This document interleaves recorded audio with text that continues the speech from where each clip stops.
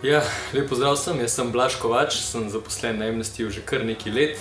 Marsikaj se je zgodilo, na marsikoga smo se že drli in oni na nas, ampak ena od stvari, ki mi je res ostala v spominu, se pa nanaša na eno akcijo zbiranja peticije za zaprtje Guantanama s Čopove. In jaz tam v ekipi na ulici iščemo, koga bomo zdaj zakačili za podpis. In tam gre en skin, pa dve punci je imel zraven. Njega bom, saj kaj pa bo na Čopovi.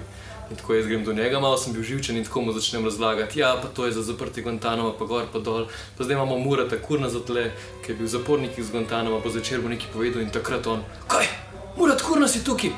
Pa jaz sem bral njegovo knjigo, pa to je ful dobro, kje podpišem, daj predavanje, In jaz sem bil čist paf in on mi tam podpisuje in mi začne razlagati, to je pa ful super in jaz sem tam stal in čist me je šokiral s tem. Sem mislil, da bo polom, na koncu je pa izkazalo, da je v bistvu ful podpiral to akcijo in to mi je ful ostalo iz spomina, da pač ena smešna stvar, ki se ti zgodi v pač temu precej zahtevnemu delu.